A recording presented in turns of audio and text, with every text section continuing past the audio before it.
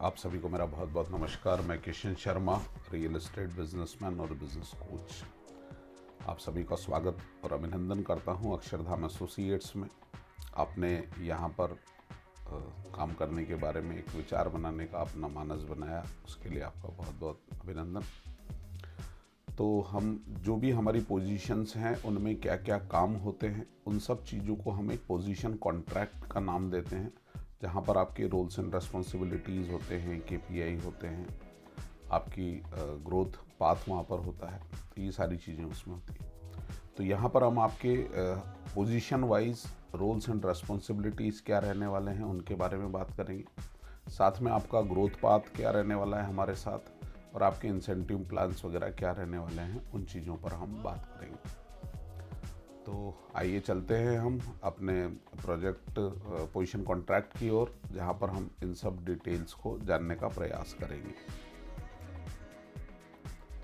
तो ये हमारा अक्षरधाम एसोसिएट पोजीशन कॉन्ट्रैक्ट्स है, जिसमें हम रोल्स एंड रेस्पॉन्सिबिलिटीज़ को बताने का प्रयास करते हैं। सबसे पहले अगर मैं बात करूं तो हमारा रोल्स एंड रेस्पॉन्सिबिलिटीज़ हम बात करेंगे position contract of project manager के बारे में, यानी प्रोजेक्ट मैनेजर के क्या क्या रोल्स एंड रेस्पॉन्सिबिलिटीज़ होते हैं।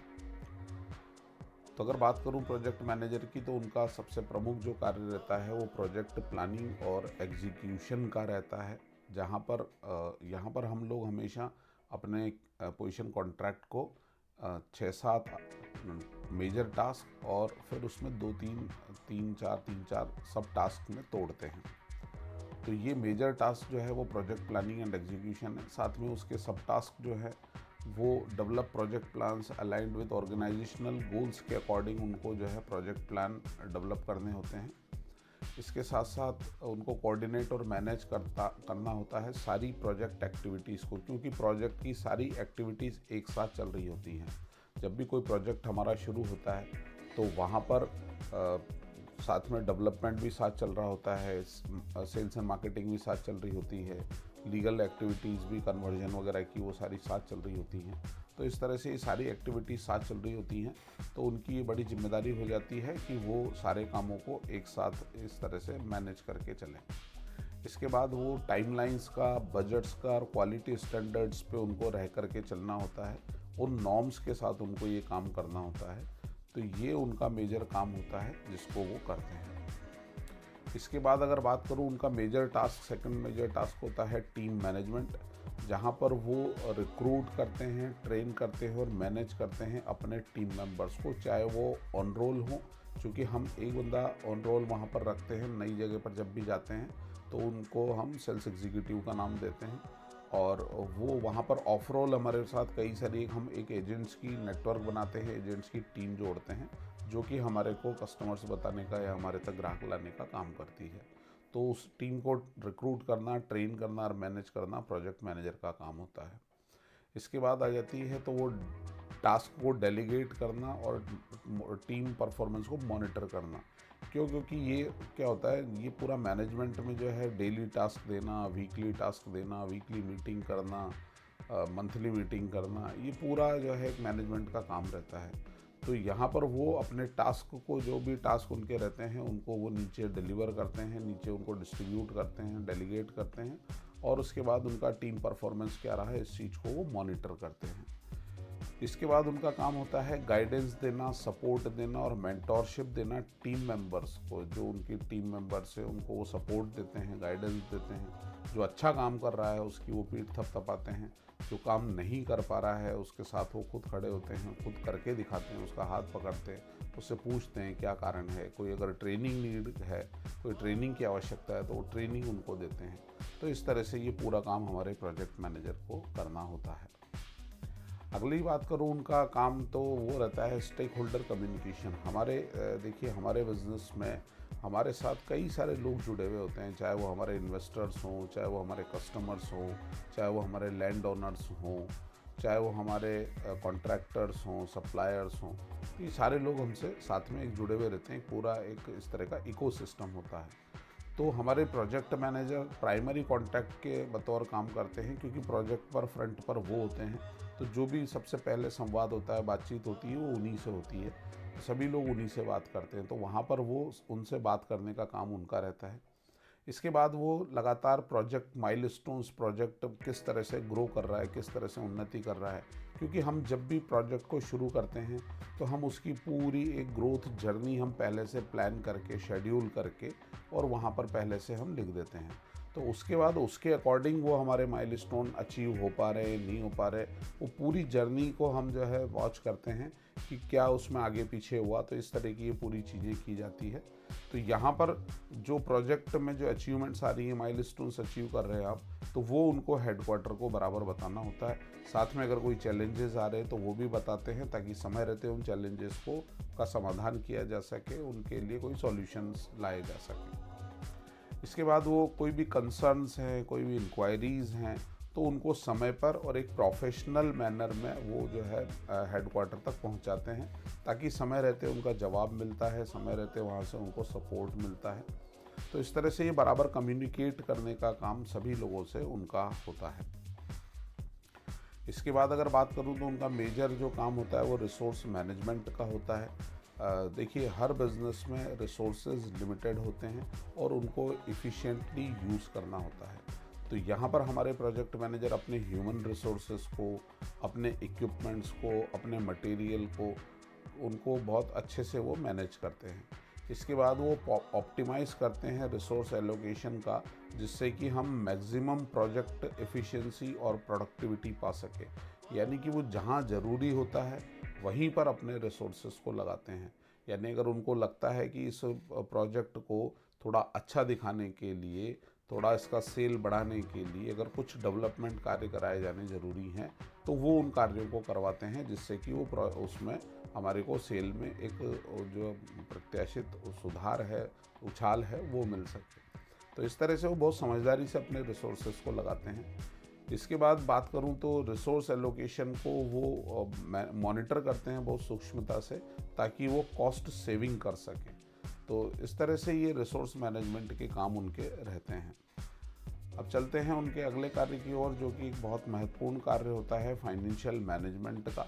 फाइनेंशियल मैनेजमेंट के अंतर्गत जो है वो प्रोजेक्ट के बजट बनाते हैं। देखिए, जब भी हम कोई प्रोजेक्ट शुरू करते हैं तो हम वहाँ पर सबसे पहले वहाँ के सारे खर्चे, मतलब लैंड कॉस्ट हमारा क्या था, कन्वर्जन वगैरह, लीगल कॉस्ट हमारा क्या आने वाला है, रजिस्ट्रेशन कॉस्ट हमारा क्या है, और अन्य हमारे जो है ऑफिस कॉस्ट वगैरह हमारे क्या आने वाले हैं, फिक्स्ड कॉस्ट जो होते हैं।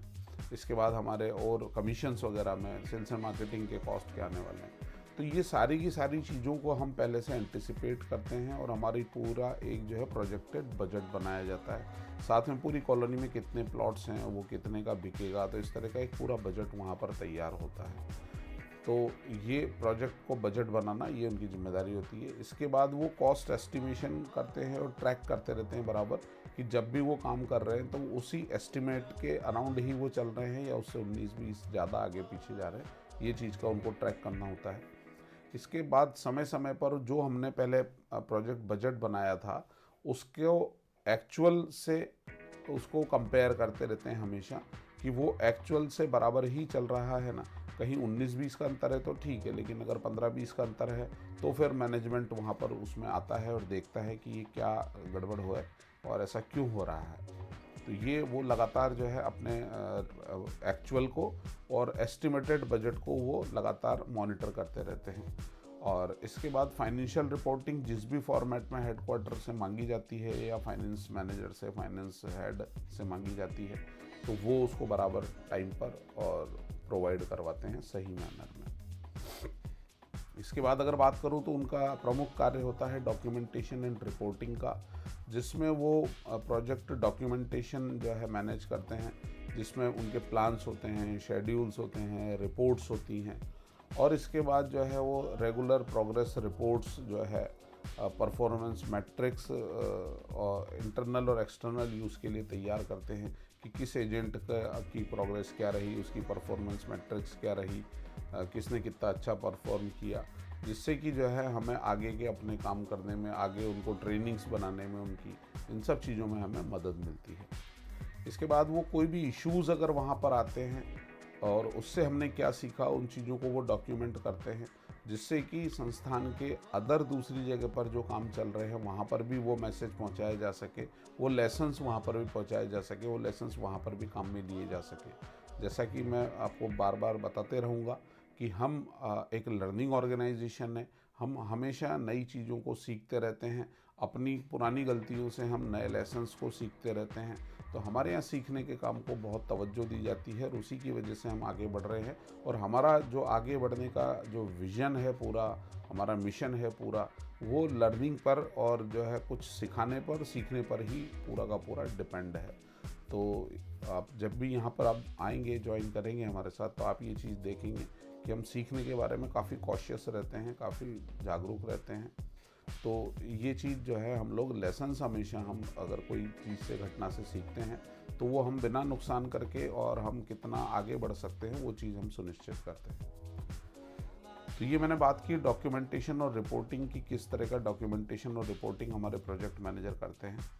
तो आइए बात करते हैं उनके ग्रोथ पाथ की, कि हमारे प्रोजेक्ट मैनेजर का ग्रोथ पाथ क्या रहता है, वो क्या ऊंचाइयां हैं जो वो छू सकते हैं, या आप अगर हमारे साथ ऐसे प्रोजेक्ट मैनेजर करते हैं तो आप क्या किन ऊंचाइयों को जाएंगे। यहाँ पर हमने उनका इंसेंटिव प्लान नहीं दिया हुआ है, क्योंकि मैं आपको बता दूं, प्रोजेक्ट मैनेजर हमारे साथ हिस्सेदारी में परसेंटेज ऑफ उसमें होते हैं, रेवेन्यू में वो प्रोजेक्ट वाइज थोड़ा सा डिफ़र करता है। तो लेकिन फिर भी वो अच्छा, मतलब मैं आपको बताऊं 50,000 से 1 लाख रुपया महीने तक उनको वो बैठता है। तो अभी बात करते हैं उनके ग्रोथ पाथ की। तो प्रोजेक्ट मैनेजर जो हमारे होते हैं, वो प्रोजेक्ट मैनेजर आगे चलकर टेरिटरी मैनेजर में प्रमोट होते हैं, और टेरिटरी मैनेजर से वो डायरेक्टर ऑफ सेल्स में जाते हैं। टेरिटरी मैनेजर के बतौर उनका काम होता है कि किसी भी नई जगह पर जाकर के वहाँ पर अपने प्रोजेक्ट को लेके आना, इनिशिएट करना, और टोटल सेल्स ऑपरेशंस के लिए पूरी टीम बनाना, और वहाँ पर पूरे रीजन को डेवलप करना, और वहाँ पर हमारी जो स्ट्रेटजीज़ हैं उन सबको इम्प्लीमेंट करना। ये एज ए टेरिटरी मैनेजर उनका काम होता है, यानी नई जगह पर, नई टेरिटरी में पूरे काम को जमाना। इसके बाद अगर बात करूं, उनका नेक्स्ट प्रमोशन होता है डायरेक्टर ऑफ सेल्स के ऊपर, जहां पर कि वो सेल्स स्ट्रेटेजी बनाने के लिए, मार्केट एक्सपांशन के लिए, रेवेन्यू ग्रोथ के लिए, टीम लीडरशिप के लिए, इन चीज़ों के लिए जिम्मेदार होते हैं। और वो यहाँ पर जो है फिर हेडक्वार्टर से ऑपरेट करते हैं इस पोजीशन पर। तो ये उनका ग्रोथ पाथ होता है, एक आकर्षक जर्नी होती है जिसमें आपके लिए ग्रोथ अनलिमिटेड है। जैसा कि मैं बार बार कहता हूँ कि रियल इस्टेट का टोटल एड्रेसेबल मार्केट टाइम जो है वो काफ़ी बड़ा है, और इसमें ग्रोथ काफ़ी है। तो अगर आप इसको ज्वाइन करते हैं, आप हमारे साथ आते हैं, और हम आपको सिखा देंगे सारी चीज़ें, क्योंकि हम लर्निंग ऑर्गेनाइजेशन है, हम लगातार उस चीज़ पर ध्यान देते हैं। तो आपका sky is the limit, opportunities यहाँ पर काफ़ी हैं। तो आप आएँ, ज्वाइन करें, और इसमें एक अपना एक नया फ्यूचर बनाएं, सुनहरा फ्यूचर बनाएं। तो उम्मीद करता हूँ आपको ये सब समझ में आया होगा, और आप हमें ज्वाइन करने का मानस बनाएंगे। तो आइए, आपका स्वागत है, एक बार आए, बातचीत करें कि ये सब किस तरह से हो सकता है, और देखें कि क्या आप इन सबको करने के में अपने आप को सक्षम पाते हैं। तो आपका इंतज़ार रहेगा। Thank you for giving your precious time. Thank you.